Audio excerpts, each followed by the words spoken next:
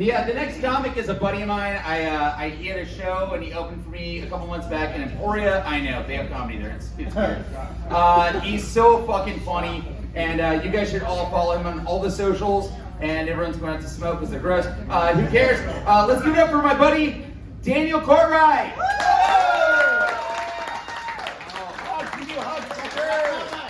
Keep going! More! Oh man, great. Hell yeah. So yeah, like Ronnie said, I'm from Emporia, and I don't come down to Wichita a whole lot, but I know a little bit about Wichita. I know you guys have a couple goats, right? You got Barry Sanders, right? Yeah. Pretty sick. You got the BTK killer. Not as sick. But I was thinking about it a little bit, and like they do have a little bit in common, you know. Like they were both at the height of their profession, you know. They were both on the run for most of the 90s. And they both had that killer instinct, you know.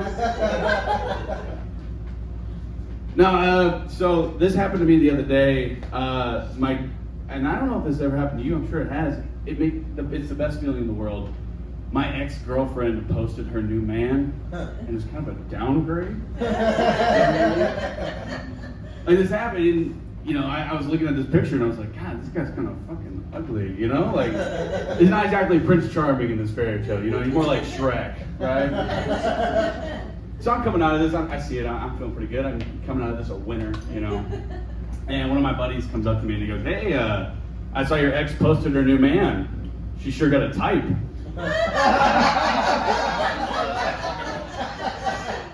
Hey man, what the fuck does that mean? He goes, no. Look, you guys both had the eyes. I'm like, the eyes? That guy looks like Rocky at the end of Rocky. He's like, no, you guys are both like bigger guys. You guys both have beards. I'm like, cool. So my ex had a thing for fat, hairy guys, and apparently she's on a historic run of them. Great. So I was upset about this conversation I had with my friend, and I go to my current girlfriend, and my current girlfriend, I'm bitching about it, and she goes, "Oh, honey, don't even worry about it. You know, at least your dick's bigger than his."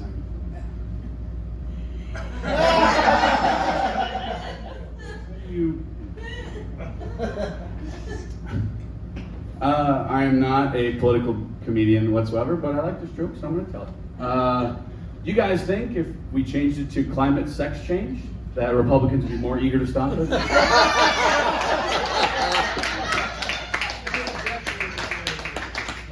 Like, no, Mr. Senator, winter's just identifying as summer.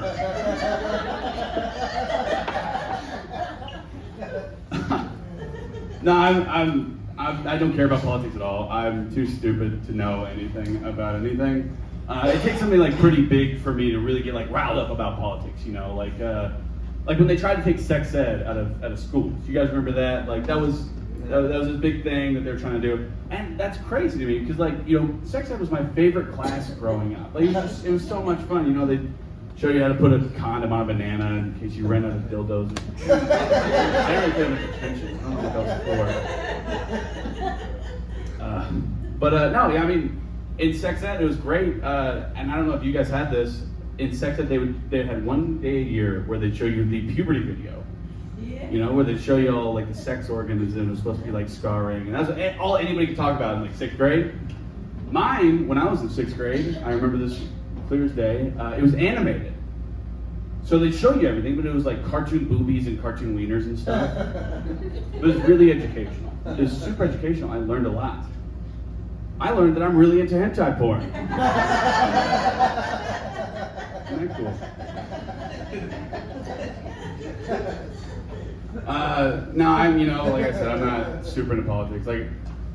Like I don't think everybody should have a gun, and you could throw stats at me or whatever. I don't care about that. The only reason I don't think people should buy guns is because of my own personal experience when I saw my father buy a gun. My father is this like skinny white boy with like Coke bottle glasses. He's like this left-wing liberal guy, right? But it's March of 2020, and the world is ending. And so he's freaked out. He's like, I gotta buy a gun, you know? And he's never, like, most dads are like into like fishing and sports, and my dad's like super into chess, you know what I mean? He's that kind of guy. So he walks in, we're coming from a funeral, I'll never forget this. He walks in, he's wearing a trench coat, and he's shaking. And he walks up to this Academy Sports counter and he goes, "I need a gun." And the guy goes, "Well, what kind? We have this." And he might say, "I don't care, that one." So now there's a sense of urgency. And the guy goes, "I need to see some ID." And he takes it back, and I'm sure he ran it a couple times, right? And my dad has a squeaky clean record, and he goes, "I guess I gotta fucking sell this guy a gun." You know? So he wraps it up, puts it in a box and everything. My dad goes to reach for it, and the guy goes, I'll take it up there, actually. So we're walking, I swear to God, this is 100% sure, we're walking up. My dad's 10 feet in front of us. The worker is right beside me, he nudges me, he goes, "Hey, this guy cool?" I go, "No, he's not. Clearly not. He's wearing a trench coat, he's shaking, clearly in a state of mania, and you sold him a gun? You need to make a judgment call there, man." No, my parents are cool though. I mean, my dad's alright. He has no idea what a gun is. I'm sure of it. It's somewhere under the bed or something. But no, my parents are cool. They had like weird rules growing up. We could never have dogs growing up, and so finally I got my own place, and I'm living with my girlfriend now, and I'm like, "Oh, fuck it, I'm gonna get a dog." So I got my own dog, and I was with Felix. I was like, "Fuck dogs," but I got a dog, and I'm like, dogs are the best. You know, dogs are absolutely incredible. My dog is a fucking idiot. He's so stupid. He's a pointer. You know, like one of the dogs is like that. And the only thing he would point at is his own poop on the ground. So like, he'll poop and he'll turn around. Good job, buddy. You found it. Couldn't help but notice that you didn't see the 50 birds and squirrels within a 100-yard radius of us. That's kind of your job. No, he's just a bad dog. Like he gets off his leash, he'll run if he gets off his leash, and this happened not too long ago. And so me and my girlfriend, we're all over town trying to find him. We finally found him playing in a broken fire hydrant. The fire hydrant was like spraying water, but it's getting like too much for my dog. Like my dog was like, "Fuck!" You know? And I can only think to myself, this is the purest form of justice. You know? Because after years of being pissed on and being the international symbol for doggy toilet, fire hydrants are finally getting their revenge. It's good to see. Now, fuck dogs. I got beef with dogs. Here's why. Dogs can piss and shit on any lawn in America, and nobody bats an eye. But whenever I do it, I get a fine from the Homeowners Association. I'm just kidding. I don't own a house.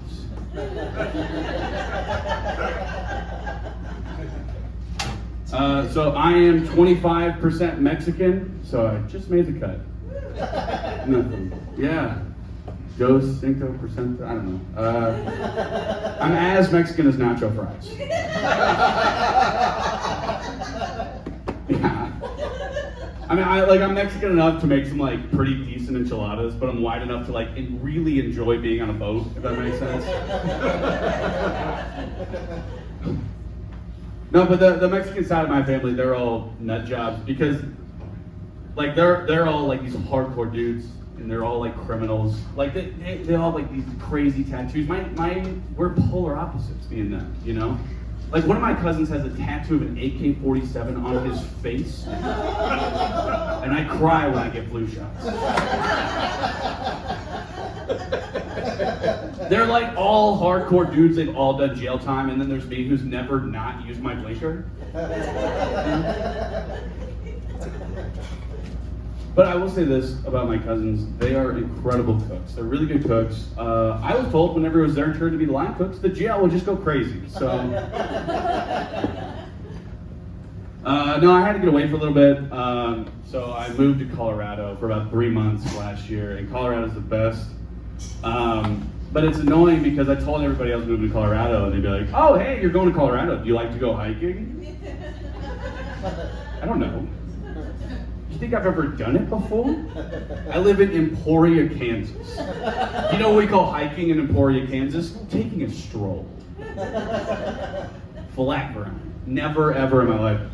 So I moved out to Colorado, and it's great, you know. And my girlfriend, she lived in Kansas while I was out there. She would come visit me, and she'd be all excited to go hiking. She'd be like, "Hey, let's go hiking! Like I'm coming to visit you this weekend." And I'd be like, "Fuck!" You know, because I'm not in the best shape of my life, right? So we would go hiking, and she would just be kicking my ass. I mean, she'd be flying ahead. Right, but I didn't want to look like a pussy in front of my girlfriend. So I was trying to like make up excuses. I'd be like, "Hey, you know, let's just like slow down and enjoy the view." And she'd be like, "But Dan, we're still in the parking lot of your apartment complex."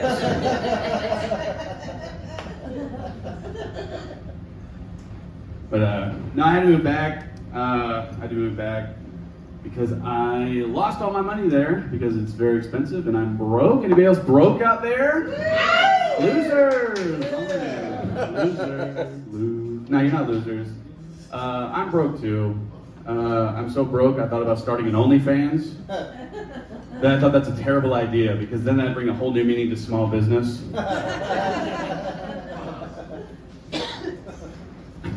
I'm so broke I shop at Goodwill. Anybody else shop at Goodwill? Yeah, well, let me rephrase this.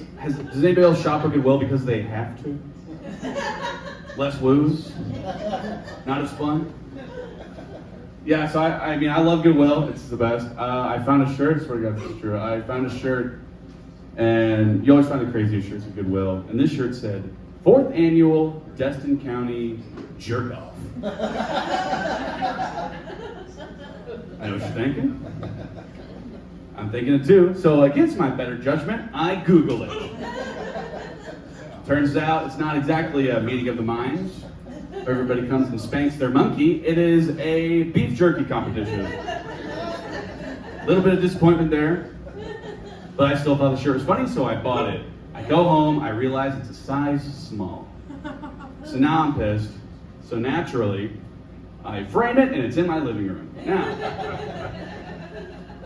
Now I have friends over and they'll see it on my wall and they go, "Hey man, you were in a jerk-off competition?" And I don't give it to them right away, you know, I keep it vague. I let them kind of figure it out. So I give them like vague clues. I'm like, "Yep, finished first. I won most tender meat. I won best taste. It was a little spicy. You know, because I'm a quarter Mexican. A little spicy. No, so I was broke. I'm still broke. I was broke for a very long time throughout college. I had a number of different jobs. I worked at Wendy's, and Wendy's was a cool job. While I was working there, I wasn't there that day, but while I was working there, one of my coworkers got fired because on Snapchat there was a video of him rubbing his scrotum on the counter in the kitchen. I know, I wasn't happy about it either, guys. But in his defense, when he worked at Burger King and did that, he got a raise. So, can't blame him. I was also a bartender for a while. Anybody else bartenders? There used to be bartenders out there. Nobody? Yeah. Fair enough. Yeah, bartending was a great job. You know, it was a lot of fun. But it's kind of weird because bartenders have this stigma around them. You know, they're sort of this beacon of wisdom. Like in old movies, you'd see a guy stumble in, all sad, be like, "Give me 2, Mac," and the bartender would be like, "Polishing your glass." "Whatever you're looking for, you ain't gonna find it here." Like that kind of guy. I'm not that guy. You shouldn't go to me for advice. At all. I was 23-year-old. I had my college degree, and the only job I could get was working in a bar. You want to take advice from me? No, you fucking don't. Also, I was only 23. You know, like, what's the best advice I could give you? The best advice I could give you is probably like where to find weed. You know? And then I moved out to Colorado, and I was useless out there. You can ask Siri where to find weed out there. Bullshit. I'm doing okay now, though. I work at a radio station like Felix now, different radio station, and yeah, I know. Yeah, we're rivals. No, but I work at a radio station now. One of my coworkers, she was a theater major at Emporia State, And she goes, hey, you know, I'm actually shooting this commercial. If you want to be in the commercial, you should do it. I said, yeah, what's it for? She said, it's for SOS. And you guys don't know what SOS is. SOS is a great organization. They help with like domestic violence victims. They help with rape victims. It's a great organization. I said, oh my gosh, I would absolutely love to be a part of that commercial. And then I thought,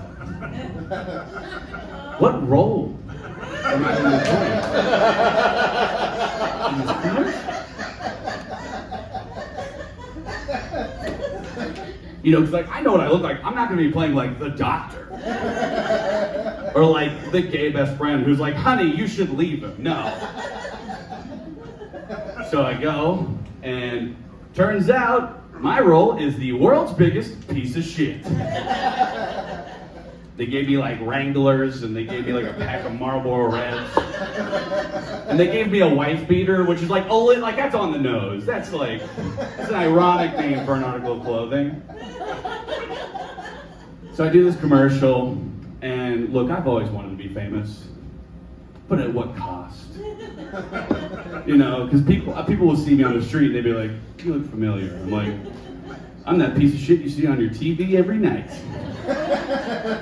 That's me.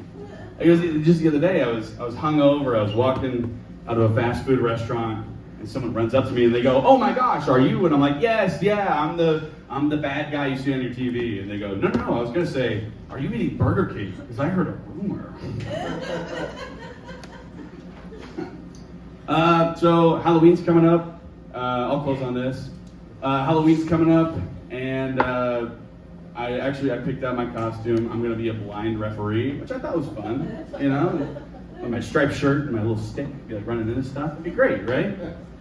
And I was buying all this stuff for her. My girlfriend, she was with me at the time. She goes, "Hey, don't you think that might be like a little offensive to blind people?" I said, "I mean, it's not like they're gonna see it, right?"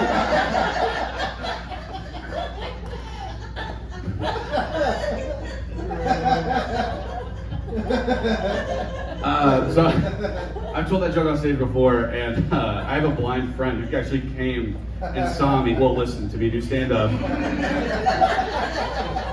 And they go, "Hey man, you know, great set, that was awesome." And he goes, "Actually, you know, like, I didn't really love that blind joke, you know, like, there's been so many, you know, influential blind people in the world, you know, like Stevie Wonder, Helen Keller, Ray Charles, and like 2 piano players, but whatever." But he goes, "No, it's, you know, just kind of lay off the blind people a little bit. The blind jokes are pretty offensive." And I said, "I'm over here." Thank you guys. I'm Daniel Courtwright. Thank you guys so much. You guys are awesome. You guys are great. Hell yeah.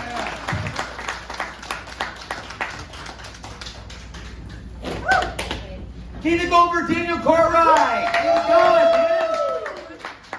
He told you that he is 25% Hispanic, but he failed to tell you that he was 75% Target employed. He will show you where